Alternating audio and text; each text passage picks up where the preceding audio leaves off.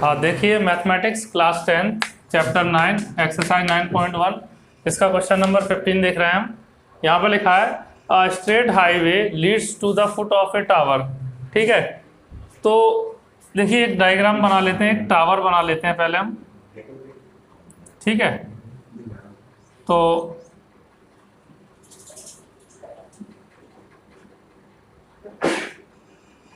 ये हमने टावर बना लिया।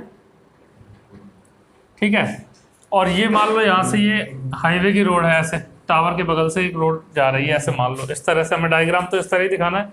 ये मान लो रोड इधर से गई है। ठीक है, अब ये कह रहा है a straight highway leads to the foot of a tower. तो a man standing at the top of the tower, एक आदमी यहाँ पे है। ठीक है, कोई व्यक्ति यहाँ पे है, टावर के ऊपर है, और वो ऑब्जर्व कर रहा है, observe a car eight an angle of depression 30 degree. ठीक है, एंगल ऑफ डिप्रेशन यानी कि यहाँ से देख रहा है वो नीचे की ओर, तो ये एंगल ऑफ डिप्रेशन कितना है? 30 डिग्री। 30 डिग्री एंगल बन रहा है। तो ये इस तरह से हॉरिजॉन्टल भी यहाँ पे एंगल दिखाना पड़ेगा हमें, क्योंकि एंगल ऑफ डिप्रेशन को यहाँ से देख रहा है। ठीक है ना, तो इस तरह से ये जो है 30 डिग्री एंगल यहाँ भी बनेगा।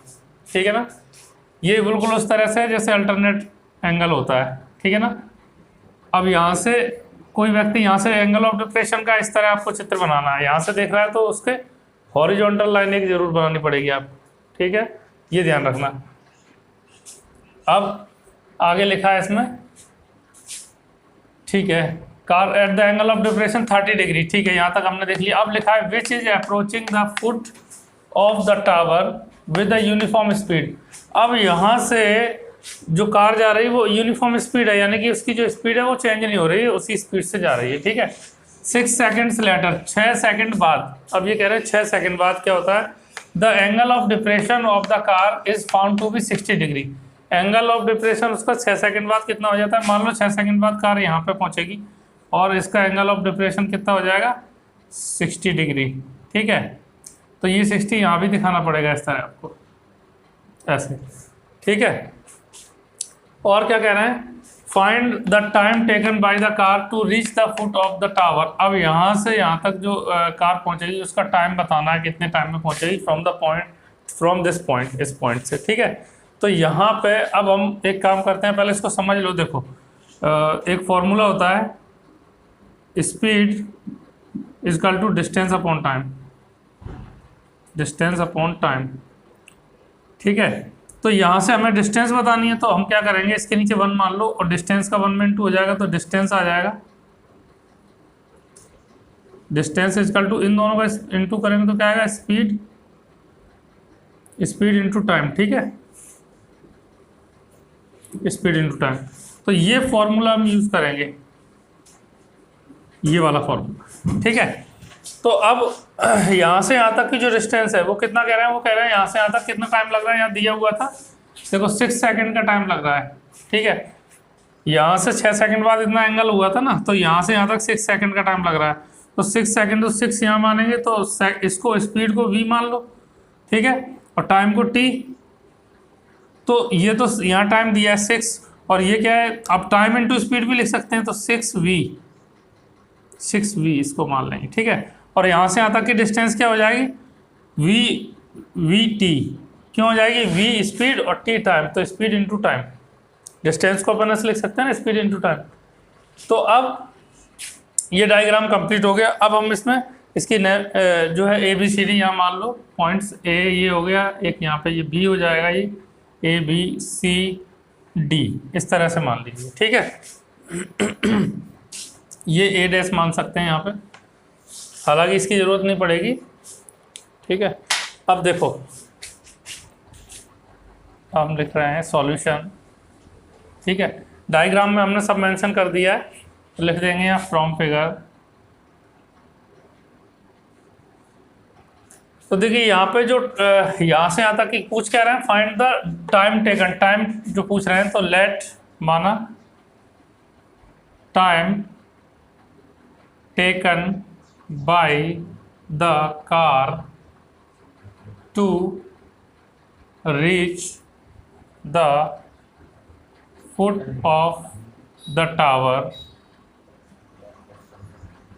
इजकल टू टी सेकेंड, ठीक है, टाइम टी सेकेंड मान लिया। और लैंग्वेज भी आपको नहीं लिखनी, यहाँ से लिखा है मैंने पूरा, देखो लेट के बाद यहाँ से ये टाइम टेकन से यहाँ तक पूरा लिख दिया, ठीक है ना, टावर तक, ठीक है, यहाँ तक इसी में से लिखना है आपको, अलग से कुछ नहीं लिखना। देखो time taken by the car to reach the foot of the tower, वही लिखा है, इजकल टू टी सेकेंड मान लिया, ठीक है। लिखेंगे नाउ, अब इन ट्राइंगल, देखिए एक बार ट्राइंगल ये लेंगे, एक बार ये ट्राइंगल, दो ट्राइंगल बनना है, तो ए बी सी, तो in triangle A B C triangle में देखेंगे। अब देखो यहाँ पे बता दूं मैं आपको, देखो ये हम लिखते हैं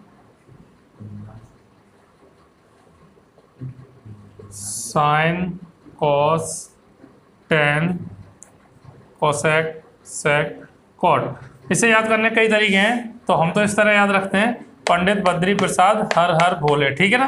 तो sine cos tan cosec sec cot ये लिख दिया हमने, ठीक है। तो यहाँ पे अब हमें क्या करना है, यहाँ पे टाइम तो ये पता लगाना ही है, और यहाँ पे गिवन क्या है, हाइट ऑफ टावर गिवन है क्या, नहीं है, ठीक है। तो हम यहाँ पे देखेंगे ये परपेंडिकुलर और बेस को ही देखेंगे, परपेंडिकुलर और बेस, ठीक है। तो 10 लेंगे, 10 क्या है, पी अपॉन बी, पी का मतलब परपेंडिकुलर और बी का मतलब बेस। इस तरह का अगर कोई ट्राइंगल बनाए तो ये परपेंडिकुलर होता है, ये बेस होता है, ये हाइपोटेन्यूज होता है, ठीक है ना। अब तो इसी के आधार पर हम लेंगे 10, ठीक है। तो देखो अब 10, अब इस ट्राइंगल के लिए एंगल कितना है, 60 डिग्री है, तो 10 60 डिग्री इजकल टू क्या था, परपेंडिकुलर अपॉन बेस, बेस, ठीक है, पी अपॉन बी था। तो अब परपेंडिकुलर अपॉन बेस, तो परपेंडिकुलर कितना है, वहाँ पे हम ए बी लिख लेते हैं, ए बी अपॉन, और बेस, बेस कितना, वी टी, ठीक है ना। तो स्पीड इनटू टाइम, स्पीड को हमने v मान लिया है। अच्छा अब देखो 1060 की वैल्यू कितनी है, √3 होती है, इसके नीचे 1 मान लो, और A B upon V T, ठीक है। तो ए बी का इंटू इसमें कर देंगे, तो A B is equal to, A B का 1 इंटू ए बी आ गया, और वी टी का इसमें इंटू करेंगे तो √3 वी टी, इसको इक्वेशन फर्स्ट मान लेंगे, ठीक है। अब लिखेंगे एंड इन ट्राइंगल, अब ये ट्राइंगल ले लेंगे ए बी डी ट्राइंगल ले लेंगे, ठीक है। In triangle A B D, ठीक है, ए बी डी ट्राइंगल इसमें भी लेंगे 10 परपेंडिकुलर अपॉन बेस लेंगे 10, यहाँ पे एंगल कितना है, देखो एंगल इसमें 30 डिग्री है, इस ट्राइंगल में ए बी डी, ये वाला जो ट्राइंगल है ना, इसमें एंगल कितना है 30 डिग्री, तो 10 30 डिग्री इजकल टू, तो फॉर्मूला वही रहेगा, परपेंडिकुलर ए बी मान लो, A B upon base, base कितना है यहाँ से यहाँ तक, तो ये पूरा लिख देंगे, ये 6v ये और प्लस ये वी टी, इस तरह से। अब इसकी वैल्यू रख दो, 1030 की 1/√3 is equal to A B upon 6v plus V T, ये लिख दिया हमने, ठीक है। तो अब इसका इंटू इसमें कर देंगे, इसका इसमें इंटू कर देंगे, तो पहले इसका इंटू कर लेते हैं, तो √3 ए बी इजकल टू, इसका इसमें इंटू करेंगे, 1 में इंटू करेंगे तो वही आ जाएगा 6v प्लस वी टी, ठीक है।